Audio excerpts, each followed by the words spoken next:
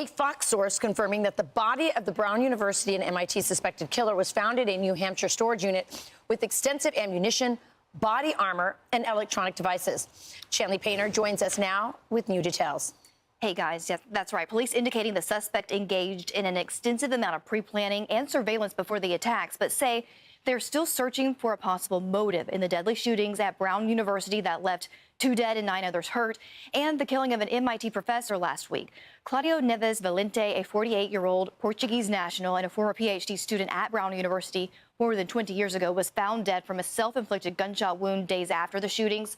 Now a former classmate of the suspect is speaking out, saying Valente was socially awkward and often confrontational, recalling, quote, Neves Valente's frustration with life in the U.S., his courses, and his professors sometimes reached the level of anger, adding that he once had to break up a fight between Neves Valente and another classmate whom, according to Watson, this classmate, the Portuguese national insulted due to the classmate's Brazilian heritage. We're also learning that the gunman took at least 4 trips to Boston in the months ahead of the mass shooting, according to sources to the New York Post. Each visit was longer than the last as he researched and planned the attacks, allegedly. His first trip happening last February, and then again in April, and then October and November. And as for the homeless hero who cracked the case for police, he's reportedly being taken care of by federal officials, staying in a hotel, being fed. That's according to sources to the New York Post as well. And as far as the surviving victims of the shooting at Brown, at least 6 as of last night remain hospitalized and 3 have been discharged so far. Guys, back to you. All right, Chanley, thank you very much. All right, this comes as American universities are under scrutiny about their security as the year caps off a very violent one on campuses across the country. So are these elite universities prepared for targeted violence? Cornell University law professor William Jacobson joining us now. William, thank you for taking time. You just saw that wall of the incidents on campuses across America. Are universities prepared to deal with this?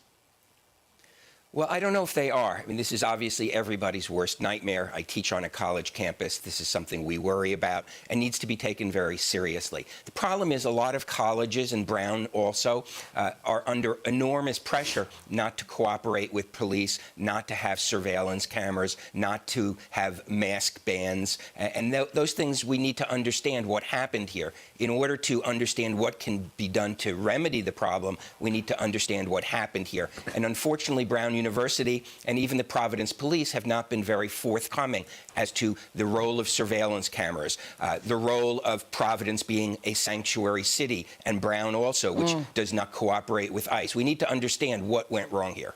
Yeah, absolutely. There's so many questions around this Brown University incident, but by far the most shocking, traumatic, violent incident that happened on campus this year was what happened to Charlie Kirk. And I have to tell you that as a parent who has kids who went to very liberal universities and were conservatives and outcasts, found themselves canceled, and in many ways harassed for their views, I'm not surprised that that happened to Charlie Kirk. And so, yes, it's about surveillance and you know, who's on campus. There's that aspect, but there's a culture on these campuses as well that has to be addressed, correct? That's right. I mean, obviously, Charlie Kirk is the worst example that we've had of an assassination on campus, but it is a very hostile environment, particularly for conservatives. Yes. There's no indication so far that this Brown shooting was motivated by that, but there are all those pressures. And Brown, in particular, had very violent and very aggressive protests regarding anti-Israel protests, and that's kind of the background to all of this. Well, and drilling into that, William, just a little bit, obviously we don't know the motive in the Brown shooting, as you highlight. However, do you think it's time to look nationwide and investigate whether or not ideological motives are behind making these campuses less secure? Yeah, I think we do need to look at that. The the refusal of the Brown police to cooperate with the Rhode Island police surveillance system. Their cameras are not hooked in to the Providence citywide surveillance system. Is that an issue? There has been pressure, again, on the issue of masks. A lot of the problems on campuses have come from masked students. And, of course, we know this shooter was masked, which interfered with the ability to identify him. And these are all ideological pressures that influence law enforcement on campuses and need to be addressed and investigated. And I would call on Attorney General Bondi to put together a task force to understand what happened at Brown, what could have been done differently, what their policies are with regard to cooperating with the police and with ICE, and whether that factored in. We need to understand what happened in order to come up with remedies. Well, hopefully Brown University's president is listening to you talk right now. She has said in initial comments at press conference she's not thinking that anything needs to change. Clearly, you have a different opinion on that. And